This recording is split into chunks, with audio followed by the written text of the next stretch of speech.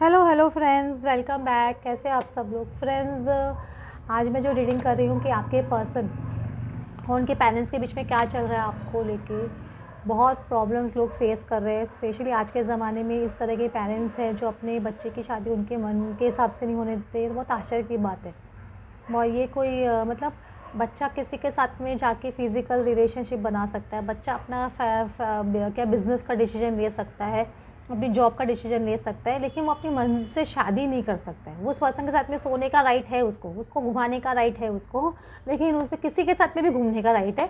लेकिन सबसे बड़ी आश्चर्य की बात है, उसको शादी करने का राइट नहीं है। तो ये चीज़ मुझे बहुत अजीब लगती है कभी कभी, ये पेरेंट्स का दोगलापन। समझ रहे हो? मतलब सपोज़ ये हो, आप तो जो चाहते हैं कि घर में जो पर्सन आए वो राइट हो। ज़रूरी नहीं कि आप हमेशा अपने पॉइंट ऑफ व्यू से ही सोचते हो उनके पेरेंट्स वही चीज़ राइट हो। समझ रहे हो? तो वो ये चीज़ समझाना अपने पेरेंट्स, आपके पर्सन को यही चीज़ अपने पेरेंट्स को समझाना कभी कभी बहुत डिफ़िकल्ट हो जाता है। लेकिन ऐसे नहीं कि नहीं समझते। स्पेशली मैंने देखा फेमिनिन्स के पेरेंट्स फिर भी रेडी है रिश्ते के लिए, लेकिन वो भी एक पॉइंट आ जाता है जब 4 साल 5 साल 3 साल वेट करते करते थक जाते हैं। उनको लगता है कि अब हमारे बच्चे की शादी हमें करनी चाहिए। अगर आप लोग जो लोग ये रीडिंग देख रहे हो, आपके पेरेंट्स आप देख रहे होंगे कितना आपको प्रेशराइज़ कर रहे हैं, आप कितना फेस कर रहे हो ये सब चीज़। तो मैं समझ सकती हूँ कि आप लोग की क्या कंडीशन होगी कि आपके पेरेंट्स की भी एज हो रही है, आपके पेरेंट्स भी अगर सपोज़ कुछ हेल्थ इश्यूज़ है तो आपको और भी टेंशन आती है कि उनकी हेल्थ इश्यूज़ है, तो आपको वो सब चीज़ भी देखना ज़रूरी है। तो वो सब चीज़ भी आप डेफ़िनेटली सोच रहे होंगे। अगर देखो आपके पर्सन के पेरेंट्स को कोई हेल्थ इशू नहीं है या कुछ प्रॉब्लम इतनी नहीं है, तो वो डेफ़िनेटली उनको समझा सकते हैं, ईज़िली समझा सकते हैं। ऐसा नहीं कि नहीं समझा सकते। ऑफ़ कोर्स मैच्योर इंडिविजुअल्स है, तो ऐसा तो है नहीं समझेंगे नहीं। क्योंकि अगर एक बच्चा अपनी मर्ज़ी से, आज एक बच्चा छोटा बच्चा है ना, उसको खाना भी खिलाते हैं हम, तो उसको उसकी मर्ज़ी के बगैर हम उसको नहीं खिला सकते कि वो बोलेगा मुझे ये पसंद नहीं है तो हम उसको नहीं खिलाते। समझ रहे हो? तो उसको शादी के लिए आप कैसे फ़ोर्स कर सकते हो किसी बच्चे को कि आप कहीं और शादी करो? ये ज़िंदगी भर का लाइफ टाइम का क्वेश्चन है। आप 10 ईयर्स 20 ईयर्स साथ में रहोगे, उसके बाद में क्या हो, रहना तो उस लड़के को या लड़की को ही अपने पार्टनर के साथ में। तो वो अपनी खुशियाँ क्यों मारे, क्यों अपनी खुशियों को दबाए? ये चीज़ पेरेंट्स क्यों नहीं समझते? इतनी सिंपल सी बात है। आज आपको अगर आपको पसंद नहीं है ये सब्ज़ी और आप बोलोगे ये सब्ज़ी रोज़ खाओ, तो आप खा सकोगे कि उनके पेरेंट्स नहीं खा सकेंगे? यही चीज़, अगर सब्ज़ी जैसी चीज़ आप नहीं खा सकते हो या कोई चीज़ आपको पसंद नहीं है, आप तो वो नहीं खा सकते हो, तो आप किसी की लाइफ में उसका लाइफ पार्टनर चूज़ करने में आपको उसको कैसे रोक सकते हो? ये चीज़ समझाना बहुत ज़रूरी है उनके पेरेंट्स को। सॉरी, एक टेम्परेंस का कार्ड आ रहा है। आप देख रहे हो कब से वेट कर रहे हो कि ये यूनियन कब होगा, ये हमारी शादी कब होगी या कमिटमेंट कब होगा। आप ये चीज़ सोच सोच के अकेले में वेट करते करते परेशान हो गए हो बेसिकली। मुझे ऐसा लगा, या हो सकता है आपके पर्सन की भी इस तरह की एनर्जी कि मैं कब यूनियन में आऊँगा इस पर्सन के साथ में। तो ये एनर्जी उनकी भी हो सकती है। तो हाई प्रेस्टेज है, तो आपका एक इंट्यूशन पावर आपको बोल रहा है कि हाँ वो पर्सन आएगा आएगा ही आपके पास। आपका ये इंट्यूशन पावर ऐसे आपको बोलता है। लेकिन आप भी एक हीलिंग करते करते करते परेशान हो गए एकदम। आपकी 4 ऑफ सॉर्ड्स की एनर्जी चल रही है। आप बहुत ज़्यादा वेटिंग कर चुके हो, हीलिंग कर चुके हो, आप टैरो रीडिंग करवा चुके हो या टैरो रीडिंग्स देख देख के थक चुके हो। तो आपको भी एक पॉइंट आ जाता है कि आप बहुत थक चुके हो। समझ रहे हो? मैं आपकी रीडिंग चल रही है, साथ में आप दोनों की रीडिंग चल रही है। और यही चीज़ मैं आपके पर्सन के पॉइंट ऑफ व्यू से भी बताऊंगी। तो फिर आप क्या बहुत प्रेयर में लगे हुए हो या अपनी क्रिएटिविटी पे फोकस कर रहे हो, सब कुछ कर रहे हो। यही चीज़ आपके पर्सन भी है।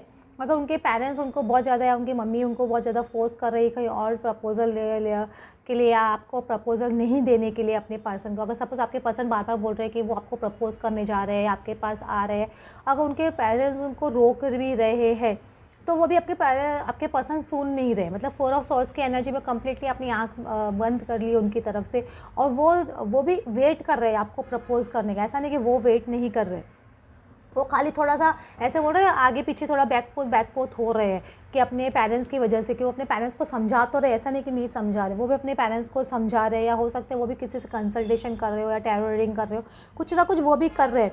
और 6 ऑफ पेंटिकल्स है, कुछ ना कुछ मनी रिलेटेड इश्यूज़ आप लोगों के बीच में हो सकता है, या स्टेटस इशू रह सकता है, कुछ ना कुछ मटेरियलिस्टिक इशू आप लोगों के बीच में है, या कास्ट इशू है, जो भी है। देखिए आपके पर्सन को ये सब चीज़ों से फ़र्क नहीं पड़ता है, ना तो आपकी कास्ट से फ़र्क पड़ता है, ना आपकी एज से फ़र्क पड़ता है, ना आपके फाइनेंशियल स्टेटस से कुछ फ़र्क पड़ता है। वो आपके साथ में एक इक्वल रिलेशनशिप बनाना चाहते हैं। वो बोल रहे हैं कि मुझे कुछ फ़र्क नहीं पड़ता ये पर्सन का स्टेटस क्या है, ये पर्सन की कास्ट क्या है, ये पर्सन की एज क्या है, या ये पर्सन हमसे डिफरेंट है। ये चीज़ उनको फ़र्क नहीं पड़ रही है कि आपने बहुत मेहनत की इस रिलेशनशिप के लिए। 8 ऑफ पेंटिकल्स, तो आपके पर्सन आपकी मेहनत भी देख रहे हैं, ऐसा नहीं कि मेहनत नहीं कर देख रहे। तो वो वो आपके इस वर्क को, आपकी मेहनत को अप्रिशिएट करते हैं, ऐसा नहीं अप्रिशिएट नहीं करते, और वही चीज़ वो अपने पेरेंट्स को भी बोल रहे हैं कि वो भी बहुत मेहनत कर रहे हैं इस चीज़ के लिए। एट ऑफ पेंटिकल्स में इंसान जी तोड़ मेहनत करता है उनको समझाने की कि अब बहुत ज़्यादा हो गया, क्योंकि वो भी अकेले रह रह के थक गए। कितना इंसान है ना अकेला रहेगा, अगर फीलिंग्स भी होंगे आपके पास होंगे तो फीलिंग्स भी कितना करेगा इंसान। वही पैटर्न से, टिपिकल पैटर्न से इंसान की लाइफ एक स्टैग्नेशन में आ जाती है, आदमी बोर होने लग जाता है, उसको लग रहा है ये क्या कर रहा हूँ मैं लाइफ से, लाइफ में कुछ तो चेंज चाहिए कि नहीं चाहिए। टिपिकल वही चीज़ वही लाइफ कब तक, कोई 20 साल के बच्चे तो बन के नहीं रह सकते हैं इंसान। वो उनको फिर अगर वो अपनी एज के हिसाब से नहीं बिहेव करते तो लोग भी बाद में मजाक बनाते हैं कि देखिए ये पर्सन कैसा है, ये तभी कभी बच्चा का बच्चा ही रह गया है। समझ रहे हो, लोग भी उनका मजाक। एक मैच्योरिटी आनी आपके पर्सन के अंदर ज़रूरी है, एक लाइफ स्टार्ट करना ज़रूरी है, क्योंकि तभी आप एक सोसाइटी की नज़र में, लोगों की नज़र में एक रिस्पेक्टेबल पर्सन बन पाते हो कि हाँ ये पर्सन एक बहुत रिस्पॉन्सिबल पर्सन है, इसको अपने, इसकी वाइफ है या इसकी हस्बैंड है, इसका बच्चा है, ये अपनी अपनी है ना रिस्पॉन्सिबिलिटी लेकर चलता है या अपने काम पे फोकस है। तो आपकी एक सोसाइटी में एक रिस्पेक्ट बनती है, ना ही लोगों के बीच में बल्कि आपके कलीग्स के बीच में भी, अपने फ्रेंड्स के बीच में भी, आपके बिजनेस पार्टनर्स के बीच में भी, वो भी आपको एक रिस्पेक्टेबल तरीके से देखने लग जाते हैं। तो आपके पर्सन को समझ में आ रहा है कि वो अगर जब तक कब तक सिंगल या लोनली रहेंगे तो उनका एक मजाक बन रहा है सोसाइटी में। सपोज आपके पर्सन मैरिड है आपके साथ में ऑलरेडी, लेकिन आप लोग सेपरेशन में हो, तो वो भी उनका एक इशू बन रहा है, बातचीत बन रही है सबके बीच में, तो वो चीज़ वो ख़त्म करना चाहते हैं। वो नहीं चाहते कि उनका एक टॉपिक ऑफ डिस्कशन बने इस तरह से नेगेटिव वे में, क्योंकि इंसान की रिस्पेक्ट एक सोसाइटी में बढ़ती है जब आप एक ना कमिटेड रिलेशनशिप में होते हो। आप एक कमिटेड, आपको एक कमिटेड पर्सन समझा जाता है जब आप कमिटेड रिलेशनशिप में होते हो। जब आप ऐसे ये फालतूगिरी करते रहते हो या किसी अकेले घूमते रहते हो तो लोग बोलते हैं ये तो खुद की ज़िंदगी नहीं संभाल सकता, वो क्या हमारा बिजनेस संभालेगा या क्या हमारे साथ में काम करेगा, क्या इसका तो ऐसा ही है, ये ऐसा आपको क्या लोग फॉर ग्रांटेड बेसिस पे लेने लग जाते हैं। तो ये चीज़ आपके पर्सन को समझ में आ रही है कि लोग उनको ग्रांटेड बेसिस पे ले रहे हैं, वो अपनी लाइफ को अभी नहीं समेटेंगे, अभी नहीं संभालेंगे, तो आगे चल के उनको ही डिफिकल्टी होगी। आप दोनों जन मेहनत कर रहे हो, थ्री ऑफ पेंटिकल्स, आप अपने साइड से मेहनत कर रहे हो, वो अपने साइड से मेहनत कर रहे हो।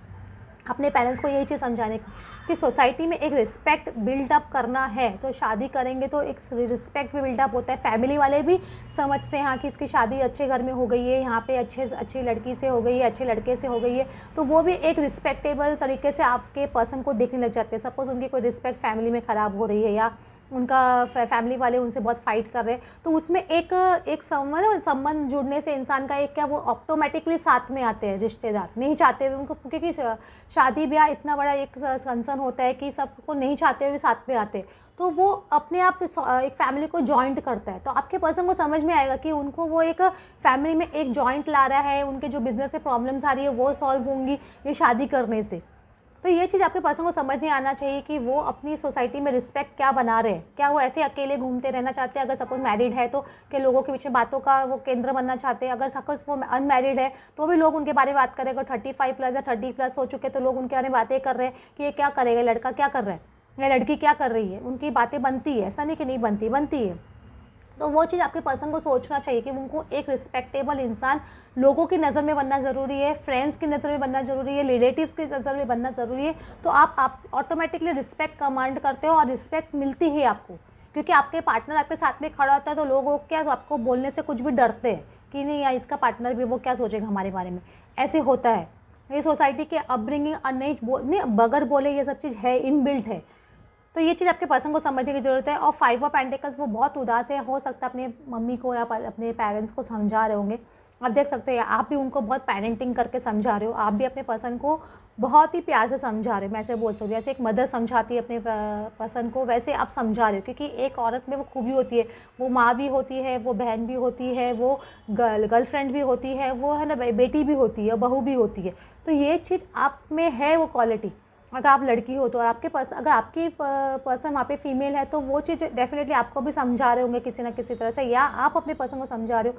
लेकिन एक पेरेंटिंग डेफिनेटली चल रही है, आपकी तरफ से भी चल रही है और वो भी अपने पेरेंट्स को समझा रहे हैं। सपोज वो खुद आपके पर्सन एक फ़ीमेल है तो वो अपनी मम्मी या पापा को समझाने की कोशिश कर रहे हैं। अगर आपके पर्सन एक मेल है तो वो अपने मम्मी पापा को इमोशनल होके अपनी बात ऑफ पॉइंट ऑफ व्यू रख के कि मैं चाहता हूँ ये चीज़, आपको मेरी खुशी से बढ़कर कुछ है क्या लाइफ में, तो वो डेफिनेटली समझेंगे, प्यार करते हैं अपने बच्चे को तो डेफिनेटली समझेंगे। तो ये चीज़ वो डिस्कस कर रहे हैं। और 3 ऑफ कप्स का कार्ड है, तो हो सकता है उनके पेरेंट्स जिनसे डिस्कस करते हैं, यहाँ पे देखो 3 of cups typical 3 of cups नहीं है, बहुत एन्जॉयमेंट वाला ही है।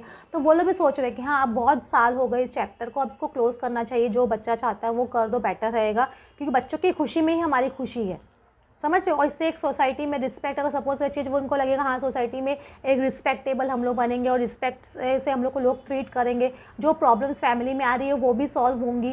क्योंकि जब शादी ब्याह होती है तो सब जन साथ में आके खड़े होते ही है, अगर सपोज नहीं भी खड़े होते तो कोई बात नहीं है, ऑटोमेटिकली चीज़ें सेटल होने लग जाती है। क्योंकि अगर फैमिली वाले बात नहीं कर रहे या फैमिली से झगड़ा चल रहा है तो उसकी वजह से अपनी लाइफ तो रोक के नहीं खड़े हो सकते हो ना, कि हम लाइफ रोक के खड़े हो जाए जब तक वो ठीक नहीं होंगे। क्योंकि वो तो चाहते ही है जब आपस वो नहीं चाहते कि आपकी शादी हो या आपका घर बसे, तो वो तो यही चीज़ चाहेंगे कि आपका झगड़ा होते रहे।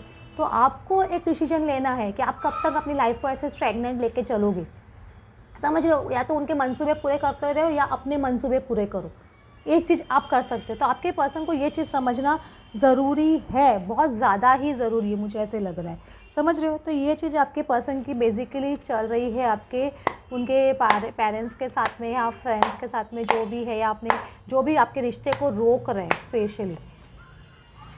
वाह,